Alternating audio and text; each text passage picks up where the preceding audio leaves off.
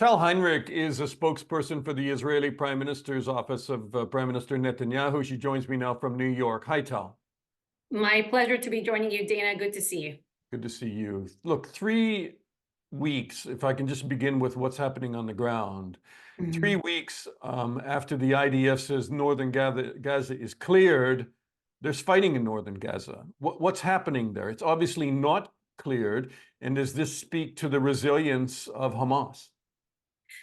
You're correct. It's not clear of all terrorist elements and terrorist infrastructure. The IDF still has work to do there. But when we said that the area was clear, we didn't mean that it's 100% free of terrorist elements, but rather that Hamas and Palestinian Islamic Jihad no longer function as an organized war machine in that area of the Gaza Strip.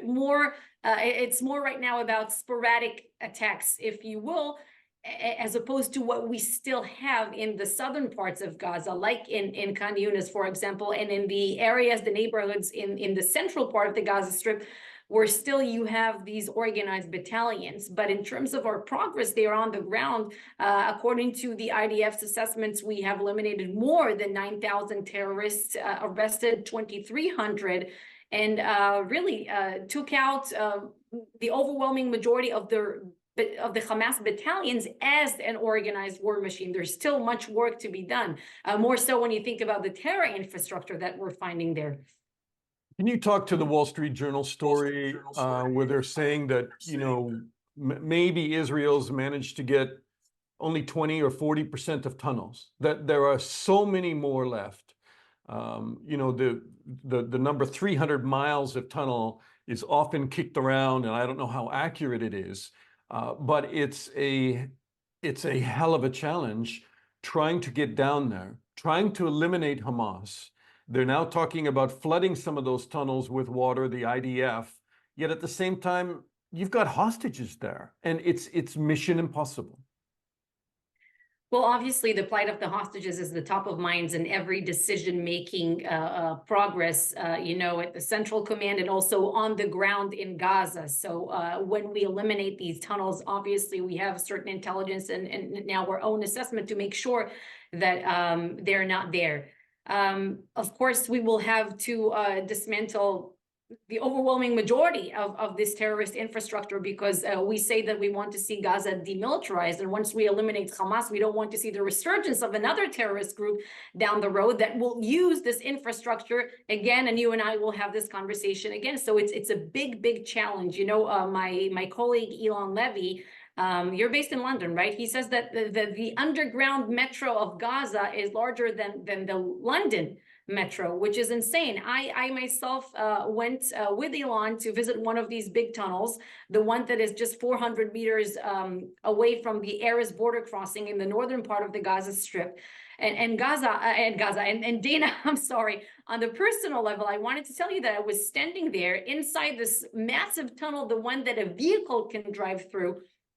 And you see how fortified it is. You think of the iron, the cement, everything, that all the resources, human work and money that was invested in it, and you think this is insanity. They're so committed to this ideology and idea of obliterating Israel that they invest their effort and their everything in this instead of rebuilding themselves. And I was there and I was thinking exactly sort of what you said. Well, wow, this is huge. This is massive. And this is just one. It was just one. So the question that I saw put to former Shin Bet chief Amy Ayalon today was, is Israel winning? And he said, I can't say that because we don't know what the end game is. So how do you spell victory at this point? We spell victory once we achieve the 3 goals that we have set forth for this operation, for this war that we didn't start and we didn't want. We said that Hamas must be eliminated as the ruling governance body in Gaza and as an organized war machine, as a military wing. When exactly this will happen and what does it entail? Will one terrorist still be alive, or we manage to eliminate all of them? This is a decision that will be, of course, decided by the military brass of the IDF, by our government. And we said that the hostages must come back home, all of them. That will be, of course, one achievement. Let's hope And, those poor people get out of there. And you can only imagine what people have gone through over 100 days being held, abused, tortured. Some are already dead.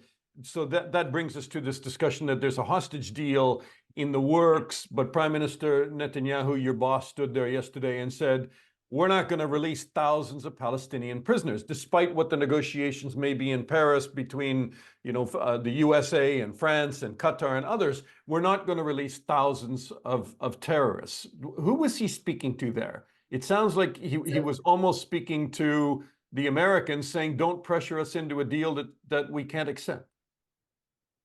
Well, when the Prime Minister of Israel is speaking right now at the height of a war, I guess he's speaking to everyone around the world, not only Israelis, but I can tell you who he was speaking to today, and that is families of hostages. And he told them that the Israeli government, he himself personally, they're doing everything possible to examine every possible avenue to bring to the release potentially of more hostages. Now, we know that what created the conditions back in November, Dana, was the military pressure that we exerted on Hamas on the ground. We were hitting them very, very hard, and the terrorists on the ground, they wanted a breather.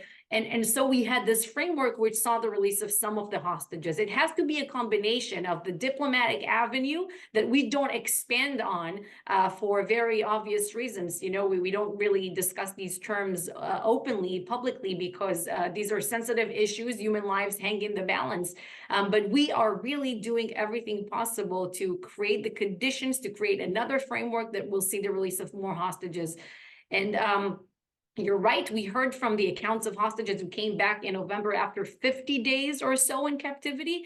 And it's unbelievable to try to imagine what these who are still there for more than double the time are suffering through, including sexual abuse that we know for certain is taking place there with some of the female hostages, because that's what one of the female hostages who came back told us.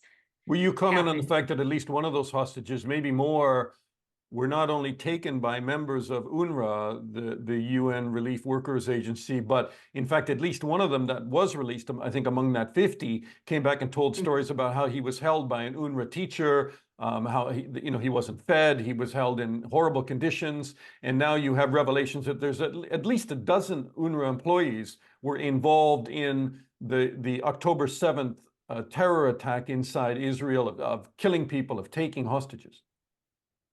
This is outrageous. I mean, to people around the world, many of them say, well, this is unbelievable. But to Israelis, this is nothing but, a surprise. Israelis have been used to it, have been speaking about it for years, how UNRWA is somewhat in bed with terrorism and preaches to terrorism in UNRWA schools. You know that a Telegram group of 3,000 UNRWA teachers celebrated the massacre. You had teachers that Israel passed this information on to the UN agency who participated as part of the Hamas massacre. They crossed into Israel. Some of them, the ones who weren't in Israel, helped Hamas secure ammunitions for the attack and secure logistics for the attack. One of them was involved in kidnapping a body of a soldier, another of a kidnapping of a hostage. So we know of at least 2 hostages right now who were held by UNRWA people. And it's not a bug in the system. It's a feature of this system. And the mere existence of UNRWA is flawed to begin with, Dana. The fact that this agency exists in an unprecedented way, dedicated to the so-called Palestinian refugee problem, which in its essence, if you boil it down, the existence of UNRWA is basically to put a question mark over the existence of Israel, to keep Israel as some temporary entity in the mind of Palestinians by telling them generation after generation, you are refugees of wars that you started, and until when? Until Israel will cease to exist. So UNRWA is flawed on so many different levels, but really what we revealed was just the tip of the iceberg. Well, I know UNRWA is also in charge of giving out food and water, and support for UNRWA eroding now, it comes at an impossible critical time. And I guess there'll be a lot of discussion about if you replace UNRWA, what do you replace it with? But very quickly before I let you go, Hamas has gained popularity in the West Bank, as has Islamic Jihad. There are great fears by the Israeli security establishment of attacks that can occur just like the one October the 7th from Gaza into Israel could happen from the West Bank into Israel. Are you worried at the Prime Minister's office that the threat is increasing, and how do you stop this popularity of Hamas in the West Bank now? And where is Fatah? Where are the moderates?